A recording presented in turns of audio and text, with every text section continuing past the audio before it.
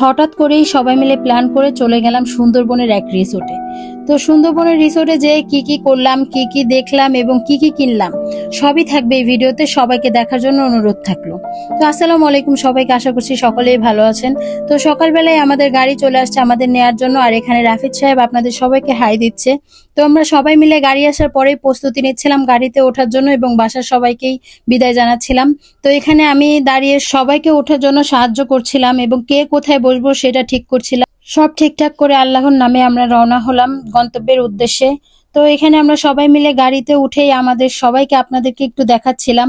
তো এই তো সামনে বসেছিলাম আমি, আমার আম্মু এবং আমার শাশুড়ি, আর পিছনে বসেছিল আপনাদের ভাইয়া এবং আমার ভাই। তো সবাই খুব খুব আনন্দ করে যাত্রা শুরু করলাম আমাদের। তো এই তো সামনে আমার রাজকন্যা তার দাদার কোলে বসে আছে এবং রাস্তার ভিউ খুব এনজয় করছে। তো শুরুতেই আল্লাহর রহমত বৃষ্টি আমাদের স্বাগতম জানালো। তো অনেক তো বৃষ্টি দেখলেন, আমাদেরও দেখলেন। এবার একটু আমাদের গলা ভেজানোর পালা, মানে পান খাওয়ার পালা। তো আমি জানি অনেকেই পান দেখে অনেক কিছু বলবেন। তো পান খেতে খেতে চলে আসলাম আমরা বোয়ালমারিতে। এখানে এসে আমরা কিছু ফল ফ্রুটস কিনবো এবং মিষ্টি টিষ্টি কিনবো। এটা হচ্ছে মূলত বোয়ালমারির চৌরাস্তা বাস স্ট্যান্ড। তো আমরা বোয়ালমারি হয়ে যাচ্ছিলাম। তো এখানে দাঁড়িয়ে আমরা যা যা কেনার, যা যা নেওয়ার সবকিছুই নিলাম এবং সব নেওয়ার পরে আমার মনে পড়লো এত কিছুই যেহেতু নিলাম তো পানটা তো অবশ্যই নিতে হবে। পান না নিলে কি হয় বলেন আপনারা। তো এখানে আসলাম আমি পান কিনতে। তো পান কেনার সময় আমার এক্সাইটেড এক্সপ্রেশন আপনাদের সাথে শেয়ার করতে পারিনি, কারণ পাশে আমার শ্বশুর ছিল। তো আব্বুই পানগুলো কিনে দিয়েছে, এজন্য ভাবলাম আর বেশি খুশি হলে বিপদে পড়ে যাব। তো এখানে পান কিনেই আমরা আবার আমাদের যাত্রা শুরু করব। আবারও সবাই মিলে গাড়িতে উঠে পড়ছিলাম। তো এই তো আমাদের যাত্রা শুরু হয়ে।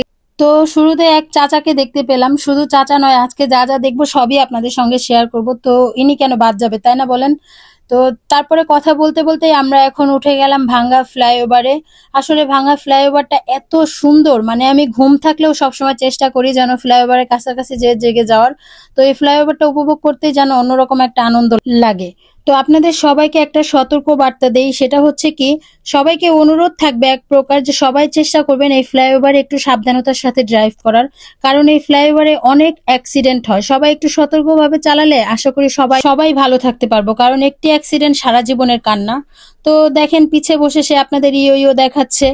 বললাম অনেক ভিডিও করেছি, এবার তুমি একটু ধরো, আমি একটু ফ্লাইওভারটা উপভোগ করি।